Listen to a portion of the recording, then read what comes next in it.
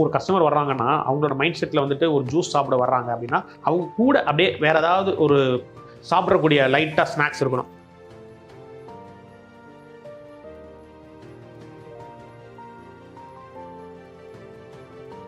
So நம்ம கஸ்டமருக்கு discount கொடுக்கறதுனால நமக்கு எப்பயுமே லாஸ்ன்னு தயவு செஞ்சு நினச்சிடாதீங்க.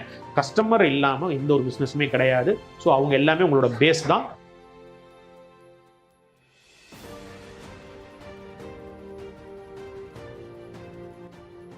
இந்த ஜூஸ் கடை வியாபாரத்தில் இருக்கக்கூடிய ஒரு பெரிய சிக்கல் என்னன்னு பாத்தீங்கன்னா அது ஒரு சீசனல் பிசினஸ். மழை காலத்துல வியாபாரம் நல்லா நடக்காது, பழங்களோட விலை ஏறும் இறங்கும், இந்த மாதிரி எக்கச்சக்கமான சிக்கல்கள் இருக்கு. ஆனா இந்த மாதிரி சிக்கல்களையும் தாண்டி ஒரு ஜூஸ் கடை வச்சாலும் ரொம்ப சக்சஸ்ஃபுல்லா ஸ்ட்ராட்டஜிக்கலா நடத்திக்கிட்டு வர முடியும். அதுக்கு ஒரு முக்கியமான உதாரணம் நம்ம ஜூஸ் வேர்ல்டோட அரவிந்த் குமார் தான். இவரு இன்னைக்கு இந்த மெனு கார்டுல எந்த மாதிரி சேஞ்சஸ் கொண்டு வந்தா அது ஒரு ஸ்ட்ராட்டஜிக்கலான ப்ராப்பர் பிளானா இருக்கும் அப்படிங்கிற முழு விவரத்தை சொல்லிக் கொடுக்க போறாரு. Welcome to freedom Tamil business channel. நான் உங்க மேகலா கண்ணன். இப்போ பார்த்தீங்கன்னா மெனு வந்துட்டு இப்போ நம்ம நார்மலாக எப்படி கஸ்டமருக்கு வந்து போய் சேர்க்க போகிறோம் அப்படின்னு வந்து மெனு டிசைனிங், அதாவது என்னென்னா டிசைனிங் மீன்ஸ் நீங்கள் சொல்கிற அந்த அலங்காரம் கிடையாது, நம்ம ப்ராடக்ட்டில் எப்படி டிஃப்ரெண்ட்டாக அப்படின்ற மாதிரி. இப்போ ஃபார் எக்ஸாம்பிள் ஒரு கஸ்டமர் வர்றாங்கன்னா அவங்களோட மைண்ட் செட்டில் வந்துட்டு ஒரு ஜூஸ் சாப்பிட வர்றாங்க அப்படின்னா அவங்க கூட அப்படியே வேறு ஏதாவது ஒரு சாப்பிடக்கூடிய லைட்டாக ஸ்நாக்ஸ் இருக்கணும்.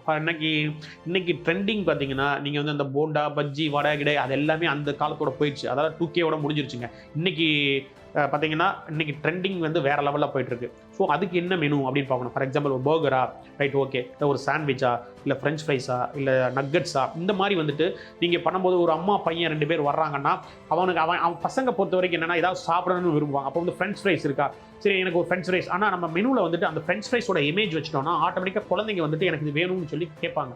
ஸோ நீங்கள் இங்கே ஒன்று சாப்பிட வந்தால் இன்னொன்று ஆட்டோமேட்டிக்காக வந்து ஃபுல் பண்ணிக்கிடுவாங்க. இது ஒன்று. இன்னொன்று பார்த்தீங்கன்னா நீங்கள் காம்போ மாதிரி ஒரு மெனு வச்சுக்காங்க. ஃபார் எக்ஸாம்பிள் காம்போனா வந்துட்டு உங்களுக்கு எல்லாமே நீங்கள் அதுக்கேற்ற மாதிரி எல்லாமே ஃபுட் காஸ்ட் நீங்கள் தான் செட் பண்ண போகிறீங்க. இப்போ ஃபார் எக்ஸாம்பிள் ஒரு ஜூஸு, ஒரு சாண்ட்விச்சு, இந்த மாதிரி, இல்லை ஒரு ஜூஸு ஒரு பர்கரு, இல்லை ஒரு மில்க் ஷேக் ஒரு பர்கரு, ஒரு ஃபலூடா ஒரு ஸ்நாக்ஸ், இந்த மாதிரி வந்துட்டு ஒவ்வொன்றும் நீங்கள் காம்போ மாதிரி நீங்கள் பண்ணிக்கிட்டீங்கன்னா இது போகும்போது ஆட்டோமேட்டிக்காக இதுவுமே மூவ் ஆகும். ஸோ உங்களுக்கு எண்ட் ஆஃப் தி டே பார்த்தீங்கன்னா பிஸ்னஸ் இப்போ வந்து ஃபார் எக்ஸாம்பிள் நான் 50 ரூபா வச்சுருக்கிறேன், நான் 50 ரூபாய்க்கு சாப்பிட வரணுன்ட்டு நான் வரேன், நான் உள்ளே என்ட்ரு ஆகிறேன். ஸோ என்ன பண்ணேன்னா நான் 69 ருபீஸ்க்கு வந்துட்டு ஒரு சாண்ட்விச்சோட ஒரு ஜூஸ் கொடுக்குறேன்னு சொல்லிட்டு ஒரு ஆஃபர் போட்டிருப்பேன். ஸோ அப்போ பார்ப்பேன், என்னடா 50 ரூபா கொடுத்து ஜூஸ் கொடுத்து 19 ரூபா கொடுத்தா ஒரு சாண்ட்விச்சோட கிடைக்குது அப்படின்னு சொல்லிட்டு என்ன பண்ணுவாங்க, ஓகே அப்படின்னு சொல்லிட்டு இது பண்ணுவாங்க. ஸோ அந்த இடத்துல உங்களுக்கு ஆட்டோமேட்டிக்காக பில் வேல்யூ வந்து இன்க்ரீஸ் ஆகும், கஸ்டமருமே ஹாப்பியாக இருப்பாங்க. ஸோ நம்ம கஸ்டமருக்கு டிஸ்கவுண்ட் கொடுக்கறதுனால நமக்கு எப்பயுமே லாஸ்ன்னு தயவு செஞ்சு நினச்சிடாதீங்க. கஸ்டமர் இல்லாமல் எந்த ஒரு பிஸ்னஸுமே கிடையாது. ஸோ அவங்க எல்லாமே உங்களோட பேஸ் தான். ஸோ நீங்கள் அடுத்த லெவலுக்கு போகணும் அப்படின்ற போது இந்த மாதிரி நியூஸ் எல்லாமே நீங்கள் செட் பண்ணிட்டு போனீங்கன்னா உங்களால் ஈஸியாக ரீச் ஆக முடியும். அரவிந்த் குமார் அழகா இந்த விலைவாசி உயர்வை பற்றியும் அதே மாதிரி ரேட்ஸ் எல்லாம் எப்படி ஃபிக்ஸ் பண்ணுறது, டிஸ்கவுண்ட் எல்லாம் எந்த டைமில் கரெக்டாக வைக்கிறதுங்கிற பற்றியெல்லாம் ரொம்ப அழகாக சொல்லி கொடுத்துட்டாரு.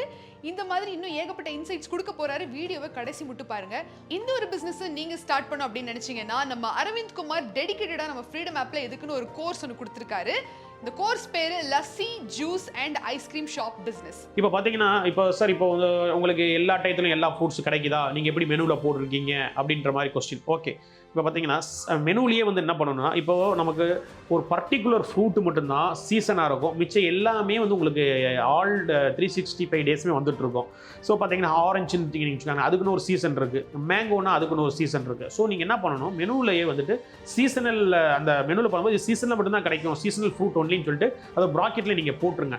இன்னொரு விஷயம் என்ன பண்ணலாம்னா இப்போது இந்த மாதிரி வந்துட்டு சீசனில் வந்துட்டு ஃபார் எக்ஸாம்பிள் ரொம்ப சீப்பாக நமக்கு கிடைக்குதுன்ற பட்சத்தில் நம்ம வந்து ரேட்டை வந்து நம்ம கம்மி பண்ண முடியாது. ஏன்னு கேட்டால் நம்ம ஸ்டாண்டர்டாக நம்ம போயிட்டுருக்கோம்.